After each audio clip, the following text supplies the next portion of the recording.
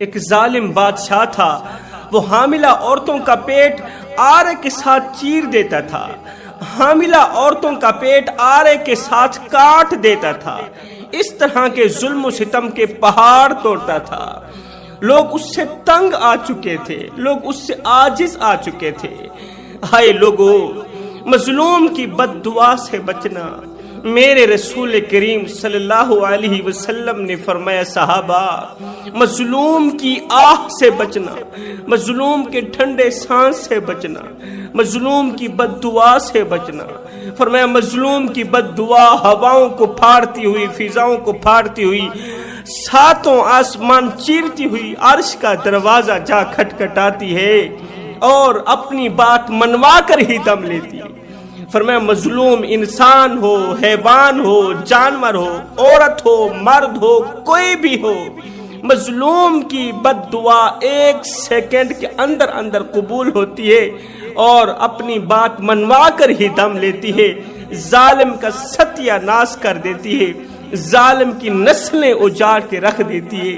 اللہ فرماتا ہے، کسی کو دکھ دے کر میرے دروازے پر اپنی خوشیوں کی خیرات مانگنے مت آنا۔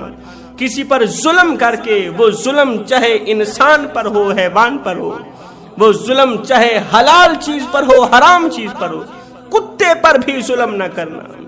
کتے پر بھی ظلم کر کے اللہ فرماتا ہے میرے دروازے پر اپنی خوشیوں کی خیرات مانگنے مت آنا، اور کسی کو ایک پل کی خوشی دے کے پھر اپنی پریشانیوں کی فکر مت کرنا، پھر اپنی پریشانیوں کی پرواہ مت کرنا۔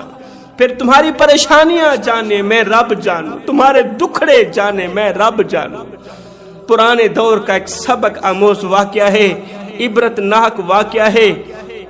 اب جو لوگ اللہ کی غریب مخلوق پر ظلم کرتے ہیں، اپنی طاقت کے بل پر، قوت کے نشے میں آ کر، پیسوں کے نشے میں آ کر اپنے سے نچلے درجے والے لوگوں پر ظلم کرتے ہیں، جو لوگ جانوروں پر ظلم کرتے ہیں، ان لوگوں کے لیے عبرت ناک واقعہ ہے۔ اس واقعے نے لاکھوں کروڑوں ظالموں کی زندگی بدل ڈالی۔ جوانوں، ایک بادشاہ تھا، وہ حاملہ عورتوں کا پیٹ آرے کے ساتھ چیرتا تھا، آرے کے ساتھ کاٹتا تھا، حاملہ عورتوں کا لہو پیتا تھا، مظلوموں کے خون سے کھیلتا تھا، مزدوروں کے خون سے کھیلتا تھا۔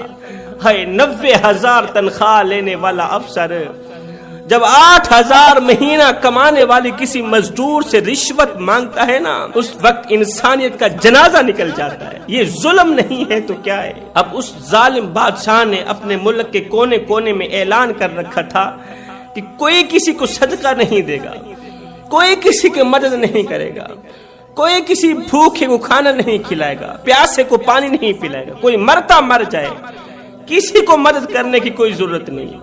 اگر کسی نے کسی کی مدد کی تو اس کے دونوں ہاتھ کاٹ دیے جائیں گے۔ اللہ اکبر! یہ خبر پانی کی طرح، ہوا کی طرح پورے ملک میں پھیل گئی۔ کوئی کسی کی مدد کرنے کو تیار نہیں تھا۔ اس ظالم بادشاہ کے دور کی ایک حاملہ عورت تھی، بچہ جننے کا وقت بالکل قریب تھا، بچے کی پیدائش کا وقت بالکل قریب تھا، وہ فریادیں کر رہی تھی، چیخو پکار کر رہی تھی، اللہ کے نام پر میری مدد کرو، میری ہیلپ کرو، میرے قریب آؤ۔ عورتوں کو پکارتی رہی، بلاتی رہی، کوئی بھی اس کے پاس مدد کے لیے نہ آئی۔ موت کی سی اذیت پا کر وہ بیچاری عورت موت کے منہ میں چلی گئی۔ موت کی سی اذیت پا کر بجائے بچے کو جنم لیتے، وہ یہ درد کی شدت برداشت نہ کر پئی، موت کی دبوچ میں چلی گئی، مر گئی، مگر اس کی مدد کرنے کو کوئی نہ آیا، اس لیے کہ بادشاہ کا خوف طاری تھا، اگر ہم اس عورت کی مدد کریں گے تو بادشاہ ہمارے دونوں ہاتھ کاٹ دے گا۔ اللہ اکبر! بادشاہ کے دبدبے نے سب کو پاگل کر رکھا تھا، بادشاہ کی اس خوف نے سب کے اندر سے رحم چھین رکھا تھا، ترس چھین رکھا تھا، کسی کے اندر بھی رحم نام کی کوئی چیز موجود نہیں تھی۔ اللہ کا کرنا ایسا ہوا کہ ایک فقیر تھا، 3 دن کا بھوکا تھا، 3 دن سے کھانے کو کچھ نہیں ملا تھا، خالی پیٹ لے کر اس کی کمر جھکی ہوئی ہے، کمزوری نے جسے چاروں طرف گھیر رکھا ہے، کانپتے ہاتھوں اور جھکی کمر کے ساتھ لاٹھی ٹیکتے ہوئے اس دور کی ایک عورت کے پاس گیا، کہنے لگا میں 3 دن کا بھوکا ہوں، مجھے کھانے کو کچھ نہیں ملا۔ اگر میں بھوک سے مر گیا تو قیامت کے دن تمہارا اور تمہارے ظالم بادشاہ کا شکوہ کروں گا، اگر تم جنت میں چلے گئے تو میں جنت میں کبھی نہیں جاؤں گا، قیامت کے دن میں تمہارے لیے وبال بن جاؤں گا، تمہارے لیے عذاب بن جاؤں گا اگر مجھے روٹی نہ دی۔ اس نیک دل عورت نے کہا، جس عورت کے پاس گیا تھا وہ عورت نیک دل تھی، سخی عورت تھی، مگر اس نے کہا فقیر میاں تو واقعی 3 دن کا بھوکا ہے، تیرے چہرے پر بھوک کے آثار نمودار ہیں، بھوک کے آثار نمودار ہیں، اور اگر تو بھوک سے مر گیا تو کوئی شک نہیں تو قیامت کے دن اللہ کے حضور شکوہ پیش کرے گا اور ہمیں تباہ و برباد کر کے رکھ دے گا، مگر میں کیا کروں، میں بھی تو مظلومہ ہوں نا، اگر میں تیری مدد کرتی ہوں، کھانے کو کوئی روٹی دیتی ہوں تو بادشاہ میرے ہاتھ کاٹ دے گا، بادشاہ ہاتھ کاٹ دے گا، میں ہاتھوں سے معذور ہو جاؤں گا، پھر میں کس طرح پکاؤں گی، کس طرح کھاؤں گی، کس طرح اپنی دیکھ بھال کروں گی۔ اس فقیر نے کہا تم مجھے کھانے کے لیے روٹی دے دو، میری بھوک مٹا دو، میں دعا کروں گا کہ بادشاہ کا غصہ، بادشاہ کا دبدبہ تیرے اوپر اثر نہیں کرے، بادشاہ تیرا کچھ بھی نہیں بگاڑ سکے گا۔ فقیر کی یہ درد بھری باتیں سنتے ہی اس نیک دل عورت کا دل بھر آیا، دل میں رحم آیا، ترس آیا، بادشاہ کے خوف کی پرواہ نہ کرتے ہوئے، بادشاہ کے دبدبے کی پرواہ نہ کرتے ہوئے، بادشاہ کی اس حکم کو جُتی کی نوک پر رکھتے ہوئے اللہ کی رضا کے لیے، اللہ کی رضا اور خوشنودی حاصل کرنے کے لیے اس نیک عورت نے 2 روٹیاں اٹھائیں، فقیر کو دے دی۔ فقیر جا تو اپنی بھوک مٹا، میں جانوں میرے رب جانے اور ظالم بادشاہ جانے۔ فقیر نے جاتے ہوئے دعا کی اللہ تعالیٰ تجھے ایک بیٹا عطا کرے، اللہ تعالیٰ تجھے بیٹا عطا کرے، کوئی بھی غم تیرے قریب نہ آنے دے۔ یہ دعا کرتے ہوئے وہ فقیر اللہ والا وہاں سے چلا گیا۔ پیچھے بادشاہ کو پتہ چلا کہ کسی نے ہمارے حکم کو جُتی کی نوک پر رکھ کے کسی غریب کی مدد کی، فقیر کو بھوکے کو کھانا کھلایا ہے۔ بادشاہ نے حکم دیا جلادوں کو جلدی جاؤ اس کم بخت عورت کو میرے دربار میں حاضر کرو۔ اس کی جرت کیسے ہوئی فقیر کو روٹیاں دینے کی، بھوک مٹانے کی اس کی جرت کیسے ہوئی؟ جلاد آئے، وزیر مشیر ساتھ، پولیس والے آئے، سپاہی آئے، اس نیک دل عورت کو زبردستی سے شاہی محل میں لے گئے۔ بادشاہ نے نہ او دیکھا نہ تو، بادشاہ نے وہی آرا اٹھایا جس آرے سے وہ حاملہ عورتوں کے پیٹ چیرتا تھا، حاملہ عورتوں کے بچے چیرتا تھا، کاٹتا تھا، وہی آرا اٹھایا، اس نیک دل عورت کے دونوں ہاتھ کاٹ دی، اس کے ہاتھ کٹ گئے۔ اللہ کا کرنا ایسا ہوا اسی ماہ کے اندر یہ عورت حاملہ ہوئی۔ اللہ اکبر۔ اس کا شوہر تھا، حاملہ ہوئی، حمل ٹھہرنے کے بعد اس عورت کو 9 ماہ ہوئے، بچہ جننے کا وقت بالکل ہی قریب تھا، مگر بچہ جننے سے پہلے بادشاہ کو اس کے حمل کی خبر نہیں تھی، بادشاہ اس کے حمل سے بالکل ہی بے خبر تھا۔ اللہ کا کرنا ایسا ہوا ظالم بادشاہ کو کسی دوسرے ملک میں جانا پڑا، بادشاہ دوسرے ملک چلا گیا، بادشاہ دوسرے ملک گیا، اس کے بچے کی پیدائش کا وقت بالکل قریب تھا۔ اللہ تعالیٰ نے کرم کیا، اسے بیٹا عطا کیا، اللہ تعالیٰ نے اس عورت کو بیٹے جیسی نعمت سے نوازا۔ اب اگر ظالم بادشاہ وہاں پر موجود ہوتا تو رحم کیے بغیر، ترس کھائے بغیر، کیونکہ رحم نام کی اس کے اندر کوئی چیز نہیں تھی، ترس نام کی اس کے اندر کوئی چیز نہیں تھی۔ جوانوں، جو کسی پر رحم کرتا ہے نا اسی پر رحم کیا جاتا ہے، جو کسی پر ترس کھاتا ہے نا صرف اسی پر ترس کھایا جاتا ہے۔ اللہ کی مخلوق کو پریشانیوں میں ڈال کے، اللہ کی مخلوق پر ظلم و ستم کے پہاڑ توڑ کے، اگر تم یہ سمجھتے ہو کہ قیامت کے دن ہم بغیر حساب و کتاب کے جنت میں چلے جائیں گے اور اللہ تعالیٰ کی رحمت ہم پر مہربان ہوگی، تو یہ تمہاری بھول ہے۔ نہ ہم رہے دل لگانے کے قابل، نہ دل رہا غم اٹھانے کے قابل، ربا تیرے بندوں نے دی اتنے غم، چھوڑا نہ ہمیں مسکرانے کے قابل۔ تیرے بندوں نے تو ہم سے ہماری مسکراہٹیں بھی چھین لی، اللہ تیرے ظالم بندوں نے تو ہم سے ہماری خوشیاں بھی چھین لی، ہم سے ہمارے بچے بھی چھین لی، بیوہ عورتوں کے پیٹ آرے سے کاٹ دیے، آرے سے چیر دیے، لہو پیتا رہا، مظلوموں کی خون سے کھیلتا رہا۔ ادھر سے بچے کی پیدائش ہوئی، ادھر سے کچھ دن بعد بادشاہ بھی واپسی اپنے ملک میں آ گئے۔ اب بادشاہ کو کسی نے خبر دی کہ تمہارے جانے کے بعد پیچھے ایک عورت حاملہ ہوئی اور اس کا ایک بیٹا پیدا ہوا. یہ سنتے ہی بادشاہ غصے میں آگ بگولا ہو گیا کہ بجائے وہ اپنا پیٹ چروانے کے اس نے بیٹا جنم دیا. اس کی جرات کیسے ہوئی؟ بادشاہ نے پھر سے جلادوں کو کہا جلدی جاؤ اس کم بخت عورت کو میرے پاس لے کر آؤ. میں اس کا بیٹا، اس کی اولاد اس کی آنکھوں کے سامنے ذبح کروں گا، اسے درد دینے والے عذاب میں مبتلا کروں گا. میں اس کی جگر کی بوٹی کو اس کے سامنے ہی ماروں گا. ادھر سے بادشاہ نے جلادوں کو حکم دیا، وزیروں کو حکم دیا کہ جاؤ اس عورت کو بچے سمیت میرے پاس لے کر آؤ. ادھر سے جیسے ہی عورت کو پتہ چلا کہ بادشاہ کے وزیر مشیر میری طرف آ رہے ہیں، سپاہی مجھے لینے کے لیے آ رہے ہیں، تو اس عورت نے، نیک دل عورت نے معصوم بچے کو اٹھایا، جنگل کی طرف رخ کیا، جنگل کی طرف بھاگ نکلی. جنگل کے درمیان چلی گئی. نہ چرند، نہ پرند، نہ انسان، نہ حیوان، کچھ بھی نہیں. اوپر آسمان ہے، نیچے زمین ہے، اللہ کے سوا کچھ بھی نہیں ہے. اللہ سے مدد مانگتی رہی، اللہ تو میری مدد کر، اس ظالم بادشاہ سے مجھے پناہ دے دے، اس ظالم بادشاہ سے مجھے بچا لے، مجھے بھی بچا لے، میرے بچے کو بھی بچا لے. ماں دعائیں کرتی رہی. اللہ تعالی نے ماں کی دعا کو قبولیت کا شرف عطا کیا. قدرت جب تھپڑ مارتی ہے نا، قدرت جب تماچا مارتی ہے نا، پھر وہ دل پر نہیں سیدھا روح پر اثر کرتا ہے. اب بادشاہ کی ضلالت کا وقت آ چکا تھا. جوانوں دل کے کانوں سے سنو، کسی کو دکھ دے کر، کسی کو غم دے کر، کسی کا جینا حرام کر کے، کسی کی عزت والی پگڑی خاک میں ملا کے تجھے کیا لگتا ہے کہ تو ساری زندگی ایسے ہی مسکراتا رہے گا؟ نہ بندے نہ، بس وقت کے الٹنے کی دیر ہے. تیری باری بھی دور نہیں ہے، اس لیے کہ زندگی کے کسی نہ کسی موڑ پہ اپنا کیا آخر بھگتنا ہی پڑے گا. اب بادشاہ کی ذلالت کا وقت آ چکا تھا. اللہ اکبر. اس نیک دل عورت کو پیاس نے ستایا، کھانے کو کچھ تھا نہیں، پیاس نے ستایا. ادھر سے بچے کی زبان بھی پانی مانگنے لگی، بچے کی خشک حلق بھی پانی مانگنے لگی.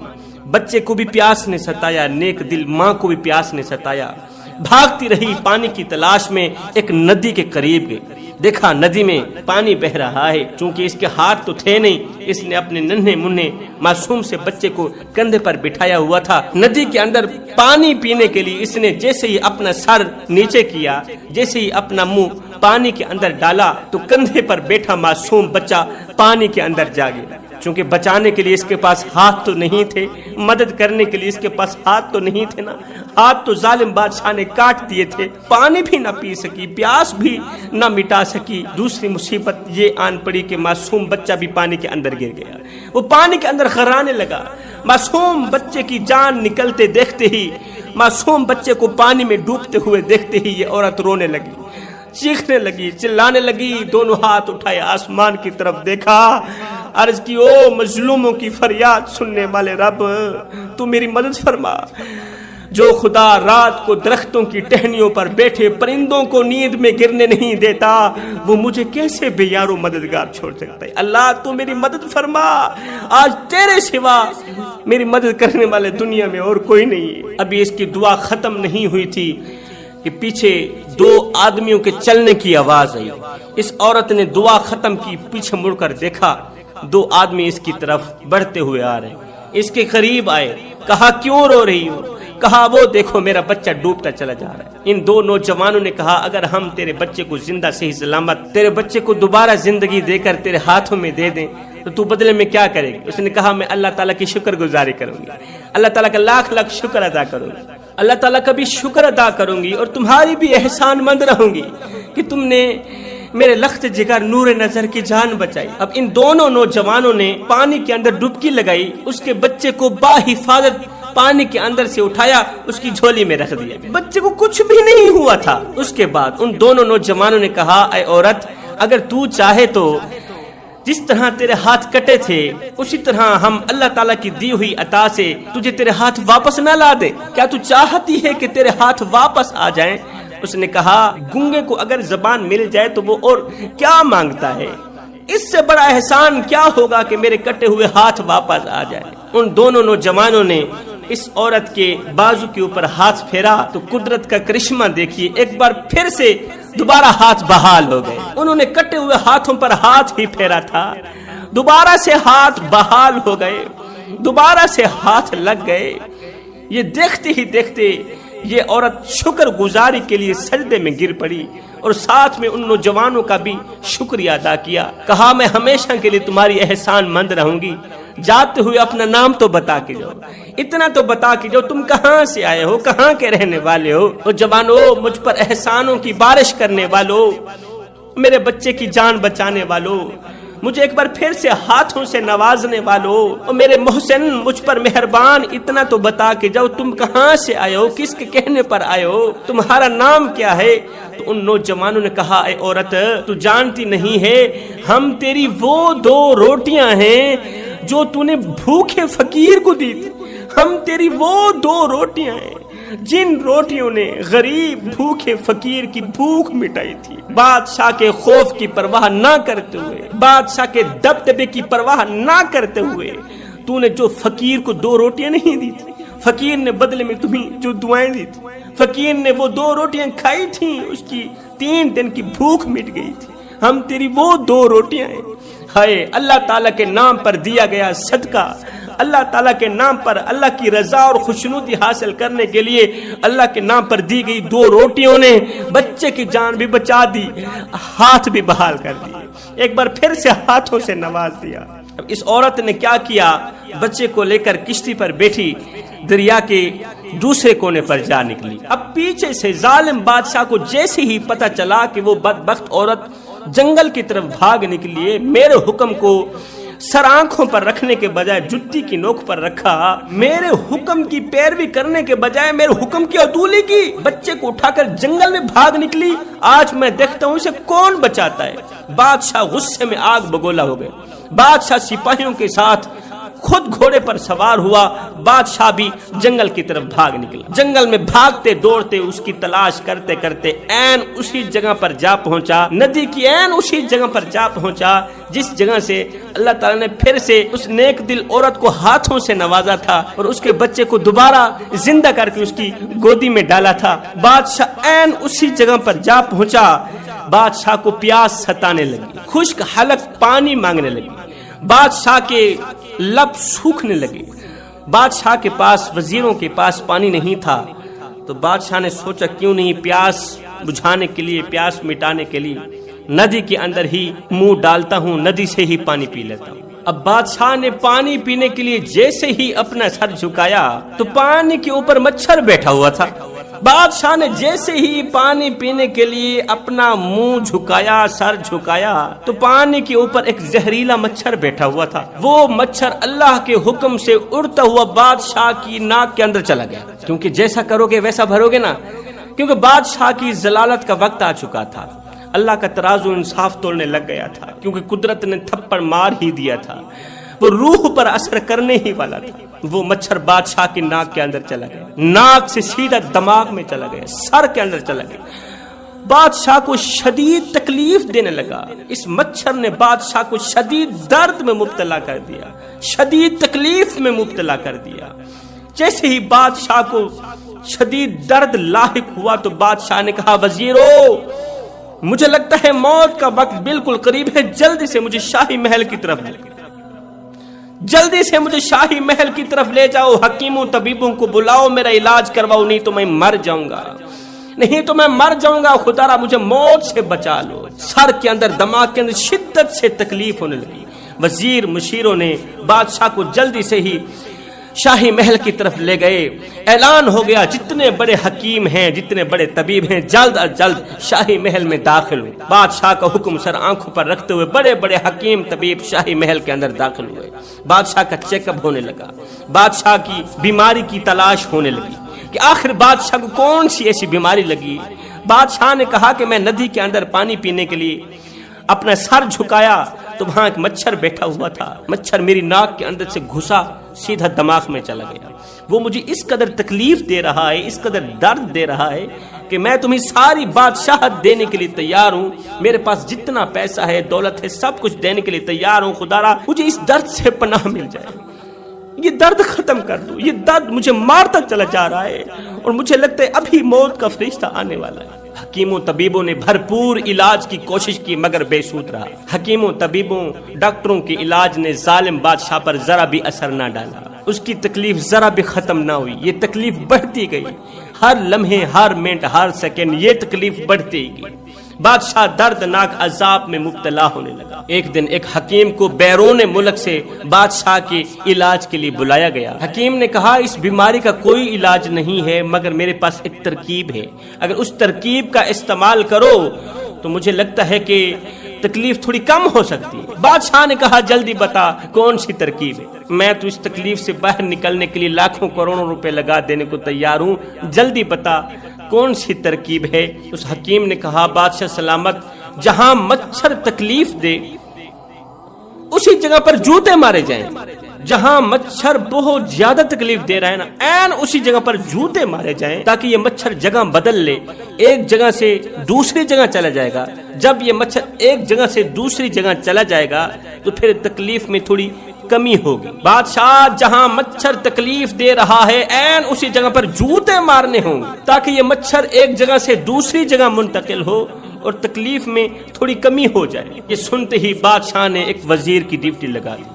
اب وہ صبح و شام ہر وقت ہر لمحے اس کے سر پر چھتر مارتا ہی رہتا تھا، ظالم بادشاہ کے سر پر جوتے مارتا ہی رہتا تھا۔ جوتے کھاتے کھاتے 20 سال کا عرصہ گزر گیا۔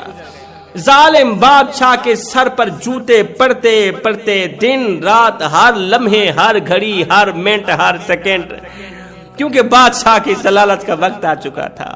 20 سال مسلسل یہ شخص اپنے ہاتھوں سے، اپنے وزیر کے ہاتھوں سے جوتے کھاتا رہا، جوتے کھاتے کھاتے جب اس کی زندگی اجیرن بن گئی، جب اسے لگا کہ اب مجھے جینے کا حق نہیں ہے، جب اسے پکا یقین ہو گیا کہ میری زندگی اجیرن بن چکی ہے، اب میں جب تک جیوں گا تو جوتے ہی کھاتا رہوں گا، تو اس ظالم بادشاہ نے کیا کیا، ایک آرا اٹھایا، اپنے سر پر رکھ کے کھینچ ڈالا۔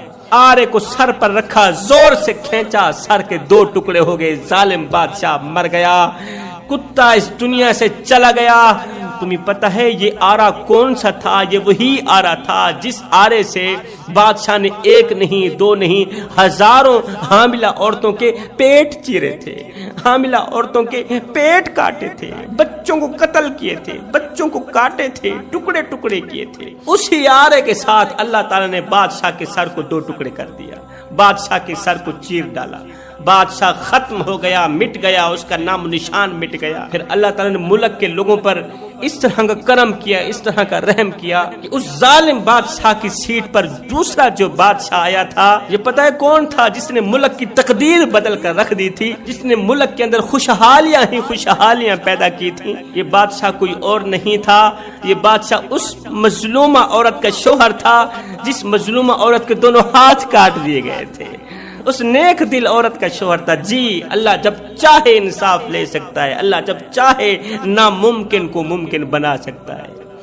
جیسا کرو گے ویسا بھرو گے، اس لیے کہ اللہ کا ترازو صرف انصاف ہی تولتا ہے۔ اللہ جب چاہے بھکاریوں کو بادشاہ بنا دے، بادشاہوں کو بھکاری بنا دے۔ اس لیے میں کہتا ہوں میرے بھائیوں، زندگی میں کبھی بھول کر کے بھی کسی پر ظلم نہ کرنا، مظلوم بن کر مرنا، ظالم بن کر نہ مرنا۔ اگر ظالم بن کر مرو گے تو قیامت کے دن حجاج بن یوسف کے ساتھ اٹھائے جاؤ گے، اور اگر مظلوم بن کر مرو گے تو قیامت کے دن مولا حسین کے ساتھ اٹھائے جاؤ گے۔ اب بندوں پر ظلم کرنے والے لوگ تو عبرت کا نشانہ بنیں گے ہی بنیں گے، جو جانوروں پر ظلم کرتے ہیں اللہ تعالیٰ تو انہیں بھی عبرت کا نشانہ بناتا ہے۔ جس خدا کو جانوروں پر کیا گیا ظلم پسند نہیں ہے، وہ خدا بندوں پر کیے گئے ظلم کو کیسے پسند کر سکتا ہے؟ حضرت سیدنا سلیمان علیہ السلام کے پاس چند جانور آئے، فریادیں کرنے لگے، رونے لگے۔ حضرت نے جب رونے کی وجہ پوچھی تو ان جانوروں نے کہا فلاں علاقے کے کسی کم بخت نے ہمارے جانوروں کو زہر دے کر مار دیا ہے۔ جب آپ کو پتہ چلا نا فلاں علاقے کے کسی بدبخت نے جانوروں کو زہر دے کر مار دیا، جانوروں پر ظلم کیا، ظلم و ستم کے پہاڑ توڑے، جیسے ہی آپ کو پتہ چلا تو حضرت سلیمان علیہ السلام جلدی سے اٹھے، شاہی محل سے باہر نکلے، اسی شخص کی طرف دوڑ لگا دی، اسی شخص کی طرف چل پڑے۔ جب اس کے پاس آئے تو وہ ادباً احتراماً کھڑا ہو گیا۔ جب اس نے بادشاہ وقت کو اپنی طرف آتے دیکھا نا، ادباً احتراماً کھڑا ہو گیا۔ حضور والا آپ نے آنے کی زحمت کیوں کی؟ آپ نے آنے کی تکلیف کیوں کی؟ آپ مجھے حکم دیتے، میں سر کے بل چل کر آپ کی خدمت میں حاضر ہوتا، آپ کے قدموں میں پڑ جاتا۔ آپ نے آنے کی زحمت کیوں کی؟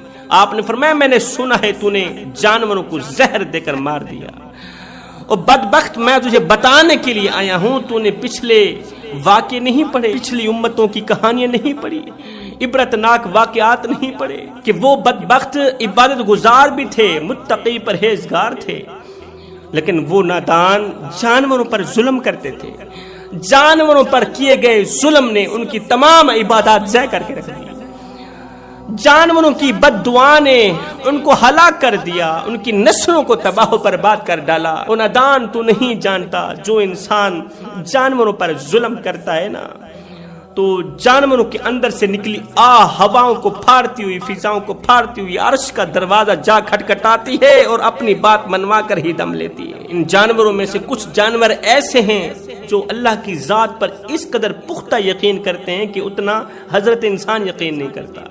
حضرت انسان کا اللہ کی ذات پر اتنا پختہ یقین نہیں ہے، ایمان کامل نہیں ہے جتنا جانوروں کا ایمان کامل ہے، جتنا جانوروں کا اللہ کی ذات پر یقین کامل ہے۔ وہ اس لیے کہ حضرت انسان سال کا گندم، سال کا اناج اکٹھا کر کے رکھ دیتا ہے، ایڈوانس میں اکٹھا کر کے رکھ دیتا ہے، کیونکہ اسے اللہ پر پختہ یقین نہیں ہے، اس کا ایمان کامل نہیں ہے۔ اور ادھر جو جانور ہیں وہ ایک دن کا کھاتے ہیں، شکر الحمدللہ پڑھتے ہی سو جاتے ہیں، دوسرے دن کے لیے جمع نہیں کرتے، ذخیرہ اندوزی نہیں کرتے، کیونکہ وہ اپنی ہر رات کو زندگی کی آخری رات سمجھتے ہیں، کیونکہ ان کا یقین انہیں کہتا ہے، ان کا ایمان انہیں کہتا ہے کہ جو رب صبح تک زندگی دے گا وہ ہمارے کھانے پینے کا بندوبست بھی کرے گا۔ اے ظالم میری نصیحت پر عمل کرنا، اگر میری نصیحت پر عمل نہیں کرو گے تو یاد رکھنا تمہاری نسلیں اجڑ جائیں گی، تمہاری نسلیں تباہ و برباد ہو جائیں گی۔